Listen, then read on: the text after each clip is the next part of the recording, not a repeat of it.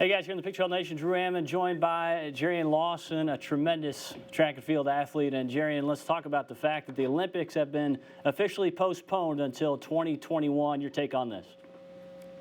I think it was the right thing to do, considering a bunch of athletes were scattered, and not just track. Swimming, other sports were scattered, and universities were closed, and so a bunch of athletes weren't able to train and have their normal routine. And so I think it was the best thing to do just for the sports overall. Yeah. Have you had any contact with any other former Razorbacks in the midst of everything that's going on right now with the coronavirus?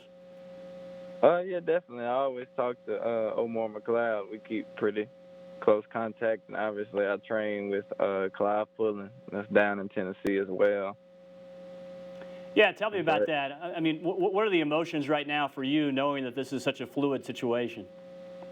For me, I just got out of a 20-month suspension where I was found at no fault, and so just kind of in the same process for me where, I didn't know the timetable for anything. I didn't know when anything was going to be, and so I just had to do my part and train like it was going to be a normal year. And so I think for me it's the same thing here. Just train and make sure I go through my summer progressions like I always do, and then pick it back up in that September, October area and get ready for 2021. Yeah, great segue there. Just having been cleared to compete again, I know you basically were waiting and waiting for, I think, essentially nearly 19 months, and you're just training, working out, didn't know when you were going to get a chance to compete again. You were staring at a possible 4-year ban for doping, and were cleared for that. And when you saw that and you got the phone call about it, I think earlier this month it officially came out. What were your emotions there, knowing you got the opportunity to get back in there and get an opportunity to compete in official competition again? Yeah, well, at some point, I felt that I was going to be released. Of course, I knew I was innocent, and I felt me and my team did a great job in the appeal of just preaching that to the panel. And so I felt I was going to be released, and when it actually came through, just a big sigh of relief for me, just a big weight off my back. But at the same time, so much excitement to get out there on the track and finally compete again. And then obviously coronavirus has us delayed a little more. But I think as far as this summer track meets, diamond leagues and stuff, I think those will pick up in the summer as usual. And so I believe I'll still have my chance to compete this summer. Yeah, they were allegedly saying you had eaten meat and obviously had been accused of doping, and that you had eaten contaminated meat, obviously, at a Japanese restaurant in Arkansas. Take me back to that, and kind of what's your input here in terms of the doping process? It seems like some ethics certainly have been compromised, but what would be your opinion on that going through this process now that you've actually been cleared during this case? Well, first, it was a regular day for me. I ate at a regular restaurant, one that I don't usually eat at, but I mean, nothing wrong with the restaurant. And then got drug tested the next morning. Same routine as always. Nothing was different. Same person as always.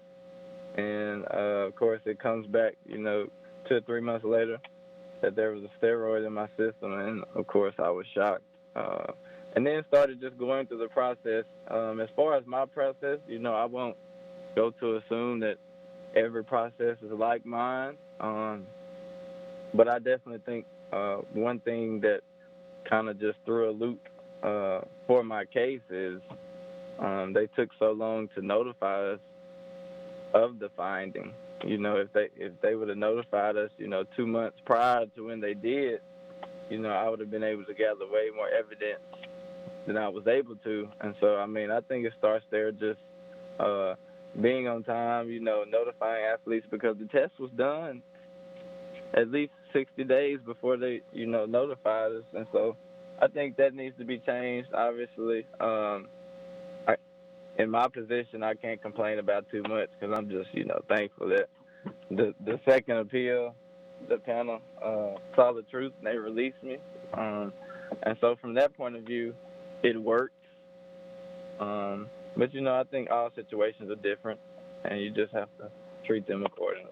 Everybody talks about not taking anything for granted, but what have you taken out of this? What's your takeaway, that is, just from this process, the support group that you have around you, Paul Doyle, your agent, Coach Geffert, I mean, you look at your family, what they've done for you. What would be your takeaway in terms of getting your will back to know that, you know, you got to keep going no matter the situation, and now you get cleared?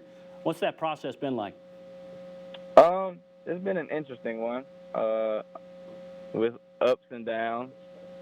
I'd say around maybe July, August of 2019 is when I really just started.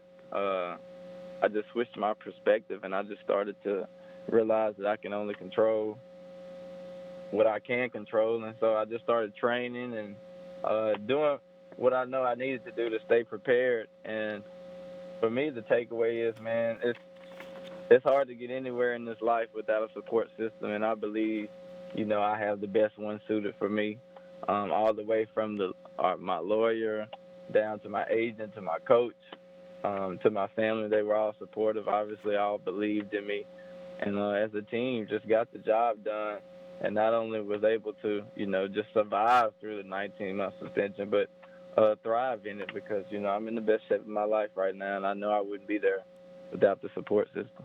Take me back to 2016, man, and in terms of the memories, doing something that Jesse Owens did last in 1936. In 2016, you win the long jump, 100 and 200 at the same NCAA championships. What was that like? Just kind of revisit that, and how often are you asked about that when you're just out and about? I'm asked about it actually quite a lot, but as far as the feeling, man, I remember that year like it was yesterday. I remember going into it, you know, I hadn't won all three events, even at the conference track meet, but I felt Coach had really prepared me to peak at my best at NCAAs, and so I went out there and I remember winning the 100. You know, it being a tight race with Christian Coleman, and then from there, I remember, man, I just knew I would win the 200 if I could win the 100.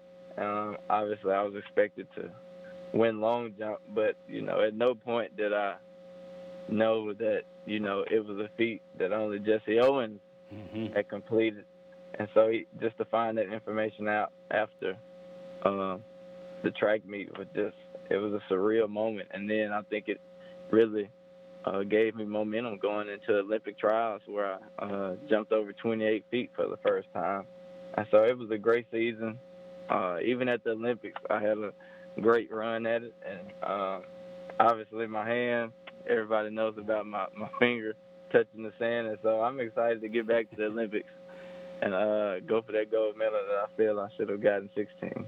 Absolutely. Jarrion Lawson, appreciate you so much. Thanks for taking some time, and all the best to you. And I know you got a really, really bright future ahead. Thanks, Jarrion. Yes, sir. Thank you. All right.